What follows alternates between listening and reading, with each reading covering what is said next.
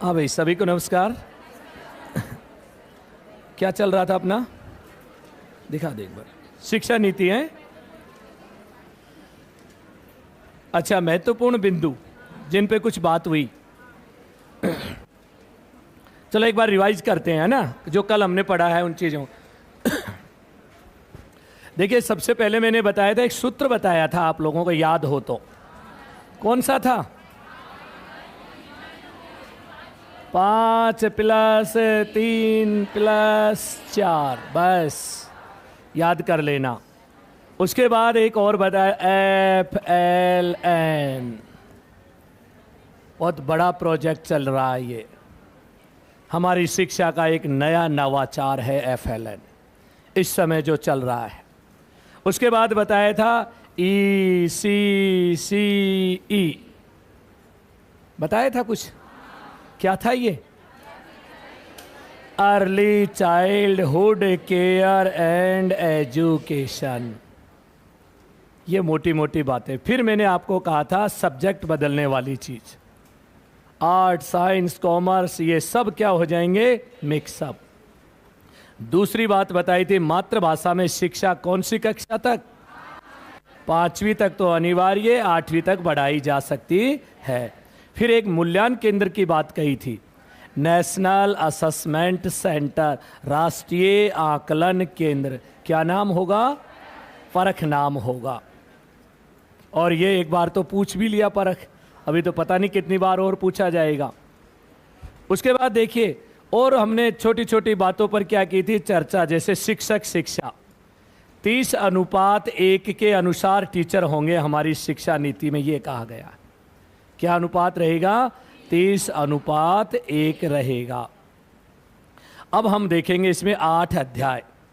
उन 8 अध्यायों में जो मूल मूल बातें थी वो तो मैंने बाहर लिखवा दी अध्याय से। अब उनका क्या लिखेंगे? हम नाम लिखेंगे अध्यायों का।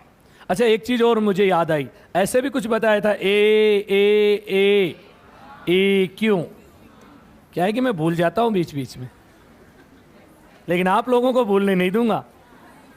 बताओ, ए का मतलब? अगली ए का मतलब? अगली ए का मतलब अकाउंटेबिलिटी। अगली ए का मतलब? ई का मतलब? क्यू का मतलब? और इसी के कारण तो SDG04 क्या है ये? सार्वभौमिक गुणात्मक, यानी शिक्षा में गुणवत्ता लाने के लिए हमें एक पॉलिसी बनानी पड़ी, और उसी पॉलिसी का नाम क्या है? राष्ट्रीय शिक्षा नीति 2020। अब लिखो अध्याय। अध्याय लिख लीजिए एक एक करके सारे नाम। अध्याय नंबर 1, पहला अध्याय, हेडिंग डालिए अध्याय 1। लिखो भाई इसमें, प्रारंभिक बाल्य अवस्था। प्रारंभिक बाल्य अवस्था, देखभाल और शिक्षा। कल लिखवा चुका था ये नाम, याद आया हो तो। ECCE कोष्टक में लिखो जल्दी से इसका। प्रारंभिक बाल्य अवस्था, देखभाल और शिक्षा कितने साल तक दी जाएगी? 8 वर्ष तक। लिखो, ये शिक्षा कहां तक होगी? 8 वर्ष तक।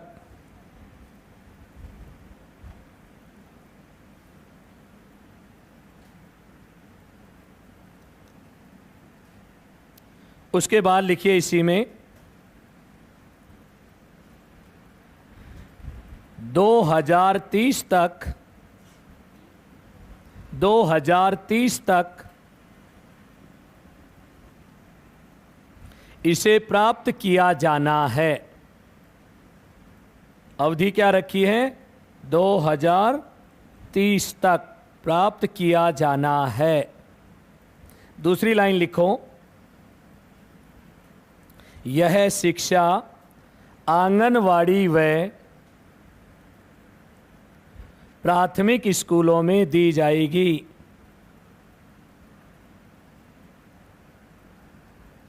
आंगनवाड़ी व प्राथमिक स्कूलों में दी जाएगी, जिन्हें बाल वाटिका कहा जाएगा, जिन्हें बाल वाटिका कहा जाएगा।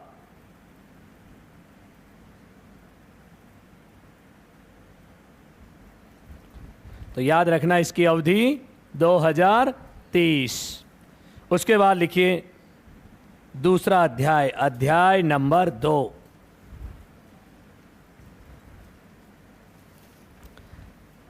अध्याय नंबर 2, बुनियादी साक्षरता एवं संख्या ज्ञान।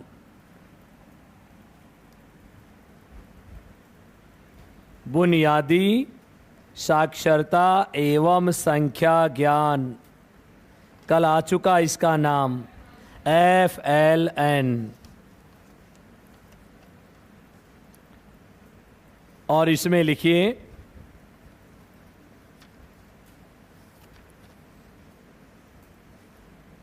2025 तक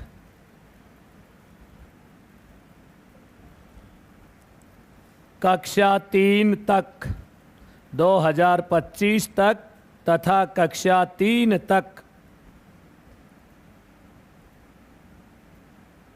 पढ़ने लिखने व अंक गणित, पढ़ने लिखने व अंक गणित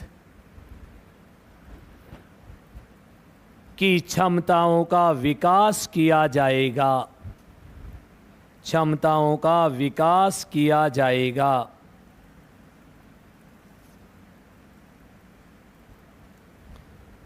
अध्याय नंबर 3,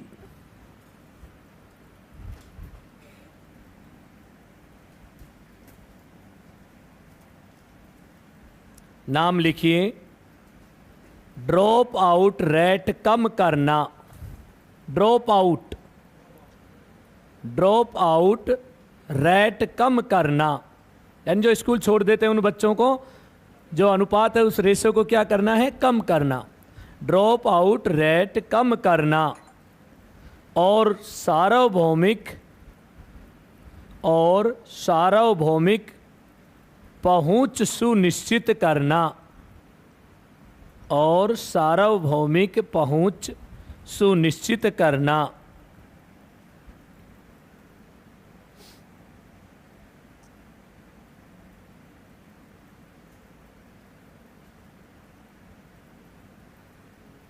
तो इसके अंदर तो सीधा सा यही है कि ऐसे कार्यक्रम चलाओ कि बच्चे स्कूल से जुड़ें और कोई भी बच्चा ड्रॉप आउट नहीं हो, बीच में स्कूल नहीं छोड़े, और आसानी से बच्चे की पहुंच में स्कूल होनी चाहिए। ऐसे नहीं कि स्कूल इतनी दूर हो कि बच्चा आवागमन ही नहीं हो पाए। अगला लिखिए अध्याय नंबर 4। अध्याय 4,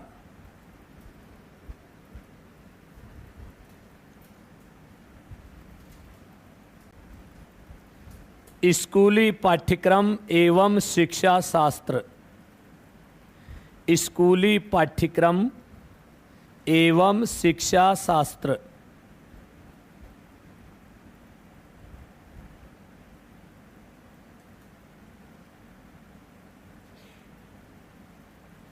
इसमें लिखो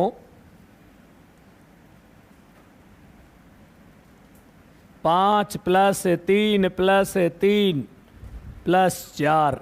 सूत्र लिखो 5 + 3 + 3 + 4 पर आधारित पाठ्यक्रम बनाना, आधारित पाठ्यक्रम बनाना।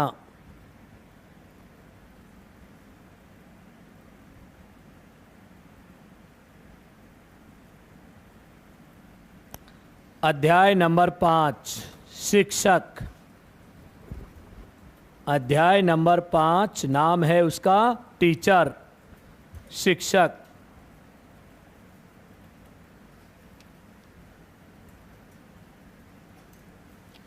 और इसमें लिखिए छात्र शिक्षक अनुपात 30:1 का।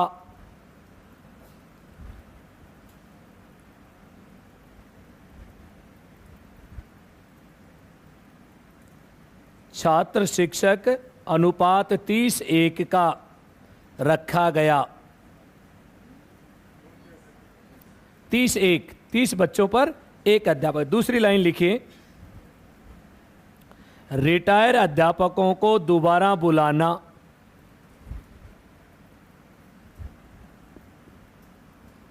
क्यों बुलाया जाता है? ताकि उनके अनुभव का लाभ बच्चों को मिले। रिटायर अध्यापकों को पुनः बुलाना।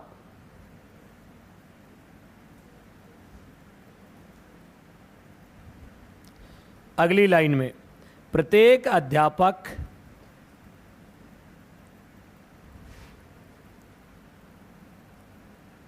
अपना व्यावसायिक विकास करने के लिए, प्रत्येक अध्यापक अपना व्यावसायिक विकास करने के लिए लगभग 50 घंटों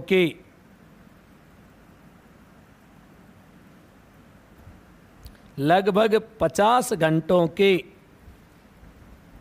सतत व्यावसायिक विकास, 50 घंटों के सतत व्यावसायिक विकास कार्यक्रम में हिस्सा लें। सतत व्यावसायिक विकास, सतत को अंग्रेजी में कंटिन्यूअस, व्यवसाय को प्रोफेशन और विकास को डेवलपमेंट।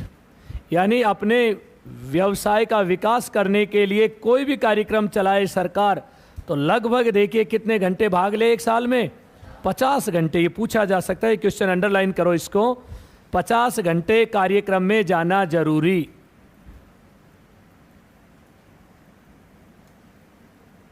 उसके बाद लिखिए अध्याय 6,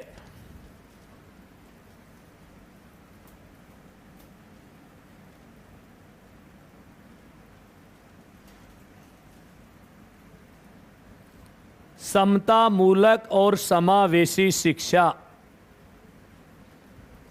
समतामूलक और समावेशी शिक्षा।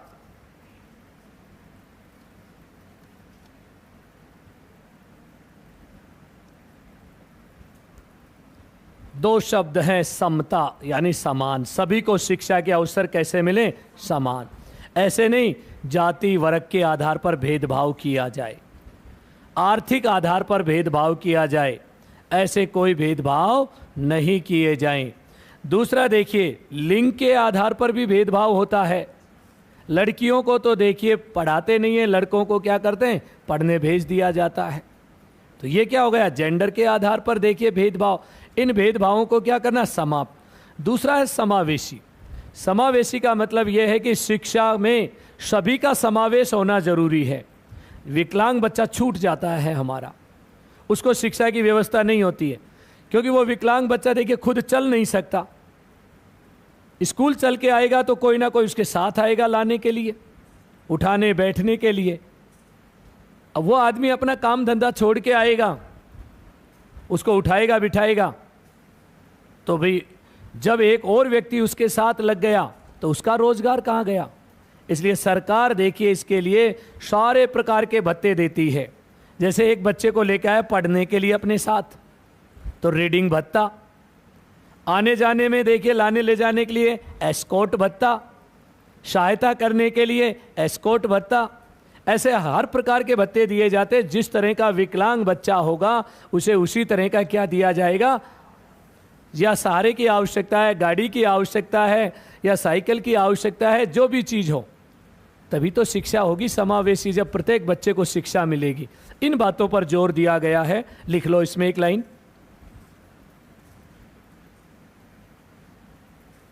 सामाजिक आर्थिक रूप से वंचित वर्ग, सामाजिक आर्थिक रूप से वंचित वर्ग, सोशियो इकोनॉमिकली और डिसएडवांटेज्ड ग्रुप, यानी जो आर्थिक और सामाजिक दृष्टि से क्या हो? वंचित हो, एवं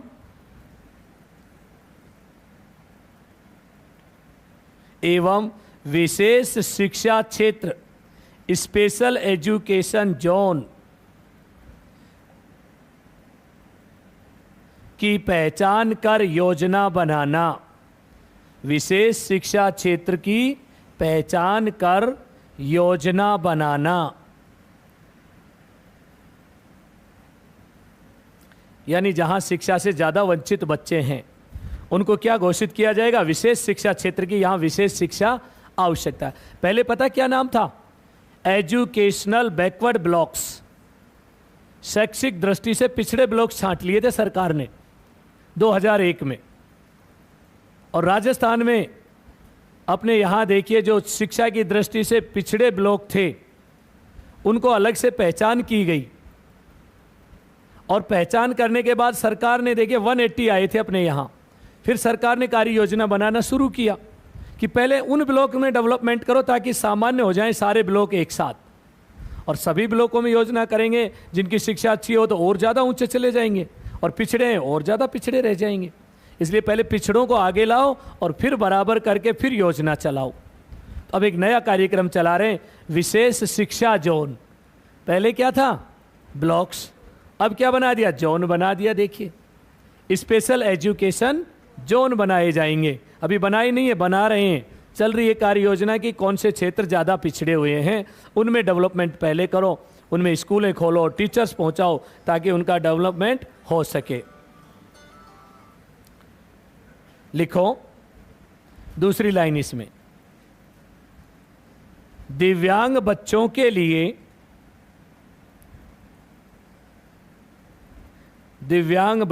लिए समावेशी शिक्षा को अपनाया जाए। दिव्यांग बच्चों के लिए समावेशी शिक्षा को अपनाया जाए।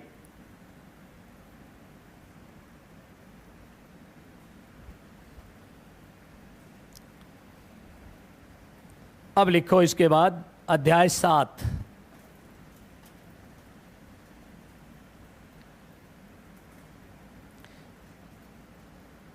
विद्यालय परिसर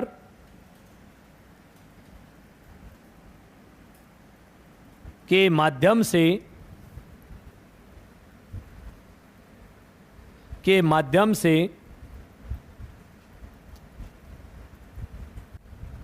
संसाधन और प्रभावी प्रशासन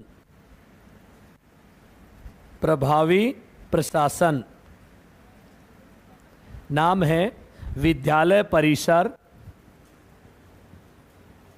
के माध्यम से संसाधन एवं प्रभावी प्रशासन।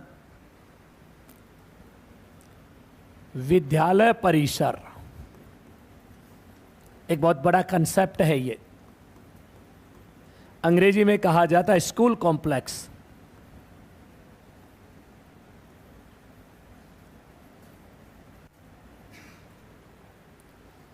बाजार में गए हो कॉम्प्लेक्स में? देखा है कॉम्प्लेक्स क्या होता है? क्या होता है कॉम्प्लेक्स? जो देखा वही तो बताना है, फिर भी सोच रहे हैं। एक ही जगह विभिन्न प्रकार की दुकानें और वहां विभिन्न प्रकार के संसाधन अवेलेबल होते हैं, ऐसे ही कहा गया है। देखिए स्कूल कॉम्प्लेक्स, पूरी पंचायत के अंदर एक स्कूल कॉम्प्लेक्स स्थापित किया जाएगा जिसका दायरा होगा 5 से 10 किलोमीटर के एरिए में। पहले भी आया था ये कॉन्सेप्ट, लेकिन लागू नहीं हो पाया ये कॉन्सेप्ट। कोठारी आयोग ने दिया था सबसे पहले कि स्कूल कॉम्प्लेक्स बनाओ, तो भारत सरकार ने कहा इतने संसाधन है ही नहीं, लेकिन अब फिर आ गया ये स्कूल कॉम्प्लेक्स। अब देखिए स्कूल कॉम्प्लेक्स में ये होगा 5 से 10 किलोमीटर के एरिए में सभी प्रकार के स्कूल स्थापित करना। सभी प्रकार के, चाहे प्राथमिक स्कूल हो, चाहे उच्च प्राथमिक स्कूल हो, और चाहे उच्च माध्यमिक, माध्यमिक तो होता ही नहीं है, उच्च माध्यमिक, तीनों प्रकार के स्कूल बच्चे के लिए उपलब्ध हो। और बच्चा चाहे उस स्कूल में पढ़ने जाए जहां उसको लगता है कि यहाँ टीचर ज़्यादा अच्छे। ये ज़्यादा से ज़्यादा डिस्टेंस कितनी बताई? 5 से 10 किलोमीटर की। और इन्हीं में खेल का मैदान हो एक उस पंचायत में, एक लाइब्रेरी हो बहुत शानदार, एक कंप्यूटर लैब भी हो वहां पर। इस तरह से बच्चे से संबंधित सारे संसाधन उपलब्ध कराए जाएंगे इस कॉम्प्लेक्स में। और उस बच्चे को यहाँ से वहाँ क्लास से बदलने का भी वो दी जाएगी छूट। यहाँ विज्ञान पढ़ना चाहता है, इस स्कूल में गणित पढ़ना चाहता है, जहाँ अच्छी होंगे वो पढ़ सकता है। और इसका एक अधिकारी होगा। स्कूल कॉम्प्लेक्स मैनेजमेंट कमेटी बनाई जाए। स्कूल कॉम्प्लेक्स मैनेजमेंट क्या बनाई जाए? कमेटी बनाई जाए। देखिए, अब तक तो हम पढ़ रहे थे एसएमसी, स्कूल मैनेजमेंट कमेटी पढ़ते थे। अब क्या हो गया? स्कूल कॉम्प्लेक्स मैनेजमेंट कमेटी बनाई जाए और इस कमेटी को स्वायत्तता दी जाए और ये चलाएगी इस स्कूल को। स्वायत्तता का मतलब उसे फ्री छोड़ दिया जाए, ये तुम्हारा एरिया कॉम्प्लेक्स, अब कैसे चलाओगे अधिकारी जाने। उस अधिकारी को इतनी शक्तियां दी जाए वो किसी का ट्रांसफर कहीं भी कर सके, पूरी व्यवस्था को वो अपने आप करेगा, कोई भी संसाधन नहीं है तो ये अधिकारी उपलब्ध कराएगा इन स्कूलों में। अब आप सोचिए ऐसा कॉम्प्लेक्स बन जाए तो कितनी अच्छी व्यवस्था हो जाएगी। फिर तो हमारे गांव ही क्या बन जाएंगे? शहर बन जाएंगे, जहां सारी सुविधाएं होंगी, लाइब्रेरी होंगी अच्छी, खेल के मैदान होंगे, इंडोर और आउटडोर वाले गेम्स आयोजित होने लगेंगे। उसके अलावा देखिए कंप्यूटर लैब हो बच्चों के लिए सीखने के लिए, और विभिन्न प्रकार के स्कूल हो उनके पास, सब जैसा स्कूल बच्चा चाहे उस स्कूल में जाए। लेकिन दायरा क्या है? 5 से 10 किलोमीटर में। और सरकार कर भी रही है इस कार्य योजना पर काम। अभी थोड़े दिन पहले इसमें सेमिनार वगैरह आयोजित किए थे, उनमें भाग भी लिया हम लोगों ने, और वो अपने प्लान बता रहे थे। बताओ कैसे करें अब इसको, क्योंकि इसमें तो केवल ये लिख दिया कि कॉम्प्लेक्स स्थापित किए जाएं, नीति में तो करना कैसे है अब इस काम को, उसकी कार्य योजना बनेगी। अब कार्य योजना को एक व्यक्ति थोड़ी बना सकता है, जगह जगह सरकार सेमिनार आयोजित करवाएगी, शिक्षाविदों के विचारों को सुनेगी, अच्छे विचारों को जोड़ेंगे और फिर इस योजना को लागू करेंगे। तो बहुत ही महत्वपूर्ण और मुझे बहुत ही अच्छा कंसेप्ट लगता है ये। अगर गाँवों को डेवलपमेंट करना है तो इससे अच्छा कॉम्प्लेक्स ना वो डेवलपमेंट का कोई एरिया हो ही नहीं सकता। इसलिए ये एक अच्छी, पहले ये उसमें चलती थी अपने फर्स्ट ग्रेड में, वहाँ पढ़ाते थे हम स्कूल कॉम्प्लेक्स क्या होते हैं, आया हुआ क्वेश्चन भी था ये। राजस्थान ने सबसे पहले लागू करने की कोशिश की थी, लेकिन संसाधनों के अभाव में क्या हो गया? खत्म हो गया ये कंसेप्ट। तो अपना क्या है ये स्कूल कॉम्प्लेक्स। तो स्कूल कॉम्प्लेक्स में आप चित्र बना लो, इसमें 5 से 10 किलोमीटर का क्षेत्र, ताकि हमें देखते ही समझ में आ जाए। और एक स्कूल का नाम लिख लो, प्राथमिक पीएस, और एक उच्च माध्यमिक, एक लिख लो यूपीएस, एक लिख लो खेल का मैदान,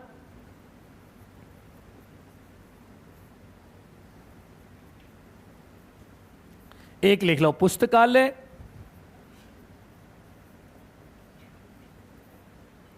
और उसके बाद एक कंप्यूटर लैब,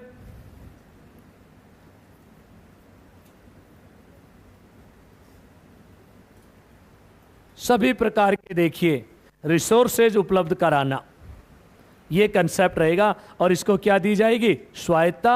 और प्रबंधन कौन करेगा? एससीएमसी, स्कूल कॉम्प्लेक्स मैनेजमेंट कमेटी, या डेवलपमेंट कमेटी बना दो इसकी, school complex development and management committee. जो भी कुछ बनाने की योजना है, जो बनेंगी वो देखेंगे कि क्या बनती है, मैनेजमेंट बनती है या डेवलपमेंट कमेटी बनती है।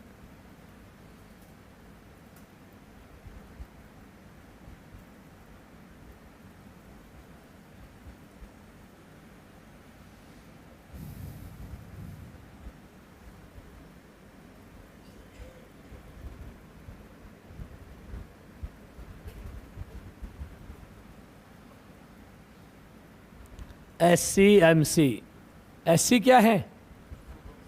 स्कूल कॉम्प्लेक्सिंग, इसीलिए मैंने इंग्लिश में लिखा है वहाँ। और MC तो जानते ही हो आप, मैनेजमेंट कमेटी।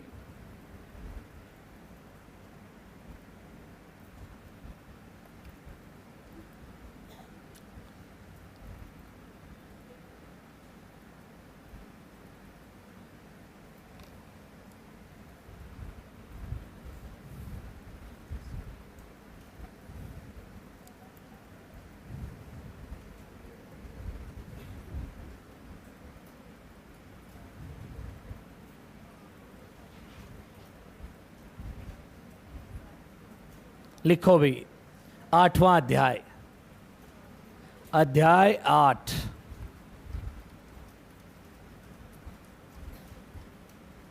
नाम लिखिए स्कूली शिक्षा के लिए मानक निर्धारण,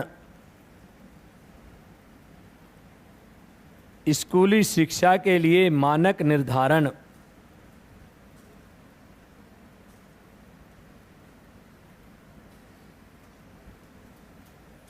अब कुछ मानक और मापदंड तय किए जाएंगे, स्कूल में क्या क्या चीजें होनी चाहिए, और जो तय किए जाएंगे वो हमारी शिक्षा नीति का क्या होंगे, भाग बनेंगे। तो 8वें अध्याय में क्या है, स्कूल शिक्षा के लिए मानक निर्धारण करने की बात कही गई है। अब नेशनल लेवल पर तो कौन करेगा, भारत सरकार का शिक्षा मंत्रालय, और स्टेट लेवल पे कौन करेगा, राज्य का देखिए शिक्षा मंत्रालय इनका निर्धारण करेगा। इस तरह से देखिए हमारी शिक्षा नीति में कितने अध्याय हैं, 8 अध्याय थे हमारी स्कूल से रिलेटेड जिनको हमने पढ़ा। इनके अलावा देखिए जो बाकी चीज़ें आती हैं वो किस पर आधारित हैं, अपनी जो सामान्यतः हम जिन चीज़ों को देखते हैं वो आधारित देखिए हमारी कॉलेज शिक्षा, और कॉलेज शिक्षा अपने कोर्स में है नहीं, क्योंकि हम तो किसकी बात करेंगे, स्कूली शिक्षा की। और उससे रिलेटेड कितने अध्याय हैं, 8, जिन्हें हमने पढ़ा है।